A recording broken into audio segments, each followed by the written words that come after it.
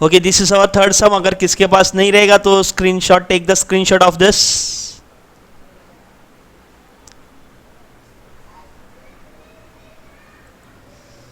And this is the format of third sum, same in the books of cash flow from statement for the year ended. Cash flow from operating activity, net profit for the year add लिखना है, उसके बाद एक line छोड़ना है. Bracket में I L मतलब increase in liability decrease in assets less decrease in liability increase in assets. मैंने इसका फंडा बताया था, I love Devanand don't love Ila Arun. Net cash from operating activity, फिर लिखना है आपको कैश फ्रॉम इन्वेस्टिंग एक्टिविटी, दो लाइन छोड़ना है. Net cash from investing activity B लिखना है. कैश फ्रॉम फाइनेंशियल एक्टिविटी तीन लाइन छोड़ना है, फिर वापस net cash from financial activity एक लाइन छोड़ना है. नेट डैश डैश लिखना है क्योंकि इंक्रीज आएगा कि डिक्रीज, ये आप लोग को बाद में पता चलेगा. A plus B plus C, and बाद में cash equivalent at the beginning of the year and cash equivalent at the end of the year, एक एक लाइन छोड़ना है. So this is your format for the third सम.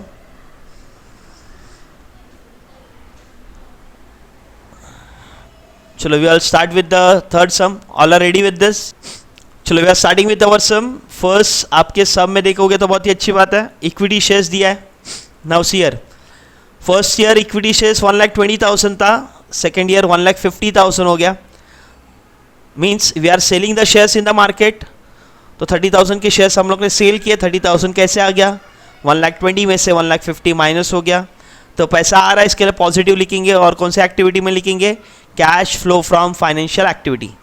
तो लिखिए equity share capital issued. चलो आगे बढ़ते हैं.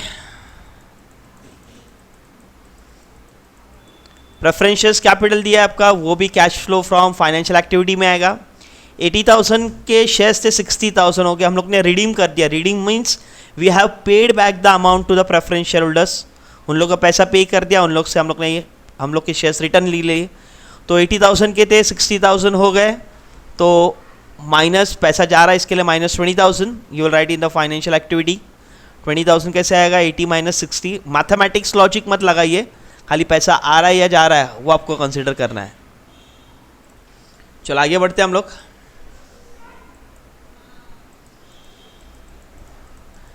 प्रॉफिट एंड लॉस है, एकदम स्टार्टिंग में लिखना है. Net profit for the year, second year में से फर्स्ट ईयर माइनस होगा, तो सेकेंड ईयर में आपका 24,000 है. 24,000 में से 20,000 माइनस हो जाएगा, तो आपका 4,000 आ जाएगा. तो in the top of the starting में लिखना है ये. चलो next, 10% bank loan, cash flow from financial activity. 10% bank loan है, 60,000 का लोन था, 66,000 हो गया. इसका मतलब हम लोग के पास लोन बढ़ रहा है. तो लोन बढ़ रहा है मतलब हम लोग ने लोन लिया, एक्स्ट्रा 6,000 का लोन लिया. मतलब लोन लिया मतलब पैसा आ रहा है, तो मनी इज कमिंग इन. इसके लिए पॉजिटिव 6,000 लिखा मैंने. तो ये 6,000 कैसे आया? 60 में से 66,000 माइनस करके. और ये दो फिगर मुझको सम्स में से मिला है.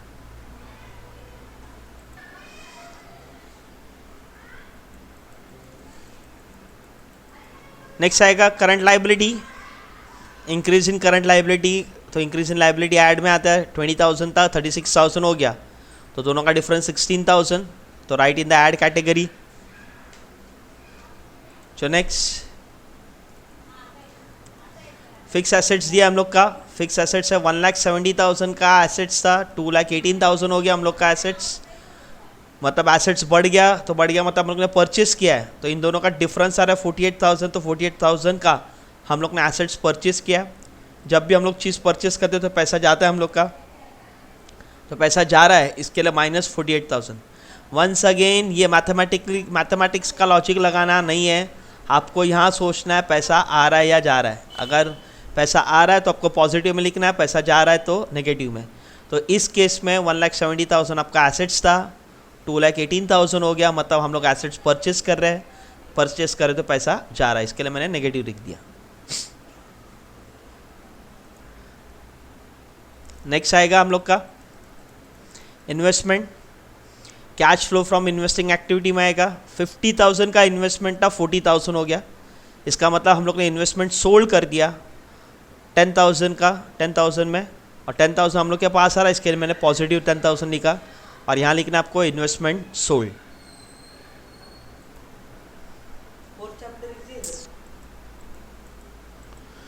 नेक्स्ट आएगा करंट एसेट्स। तो एसेट्स है 60,000 का 70 हो रहा है, तो इंक्रीज इन एसेट्स लेस में आएगा आपका, एंड 10,000 डिफरेंस है 60 माइनस 70, इसके लिए हम लोग ने लेस में लिख दिया उसको। आगे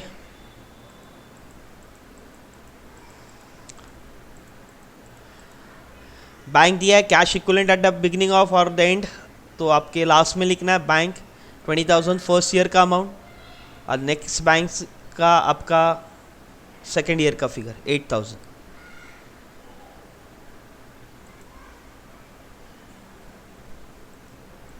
चलो आगे बढ़ते हैं। लिखो in the books of Manoj traders cash flow statement for the year ended 31 मार्च 2020।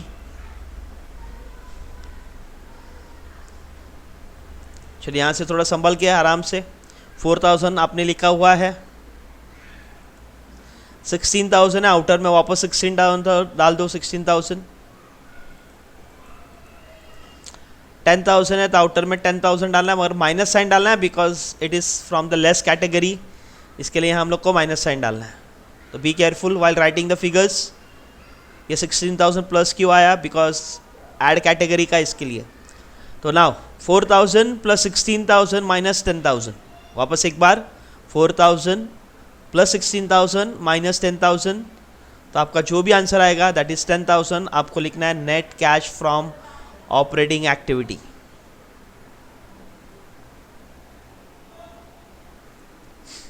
यहाँ आपको लिखना है।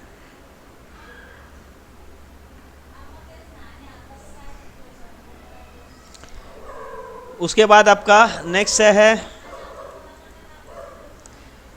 Cash from investing activity. देखो आपका इन्वेस्टमेंट सोल्ड लिखा है 10,000, फिक्स एसेट्स परचेस लिखा है 48,000, तो प्लस 10,000 माइनस 48,000, तो प्लस माइनस करके आपका आंसर आ गया 38,000, माइनस आ गया क्योंकि नेगेटिव ज़्यादा है। यहाँ लिखना है net cash from investing activity.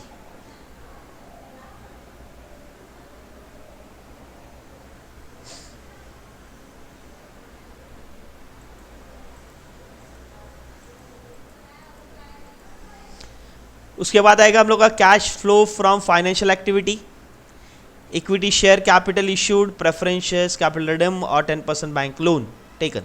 तो 30,000 माइनस 20,000 प्लस 6,000, इन तीनों का प्लस माइनस करके जो फिगर आया दैट इज 16,000, वो आपको net cash from financial activity के सामने लिखना है।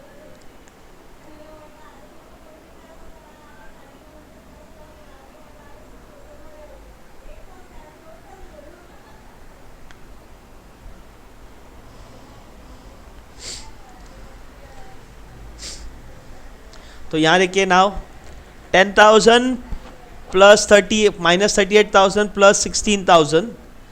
चलो देखो जरा आंसर बता दो मुझको कितना आ रहा है, please tell me the answer.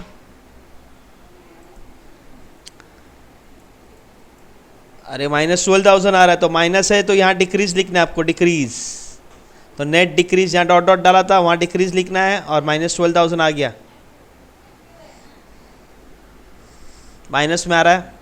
अब नाउ सी हियर माइनस 12,000 और प्लस 20,000, तो माइनस 20 में से 12,000 माइनस हो जाएगा, तो आपका आंसर 8,000 आएगा। और यहाँ देखिए हम लोग ने 8,000 लिखा है, मतलब हम लोग का प्रॉब्लम एकदम बरोबर है। Is it clear to you?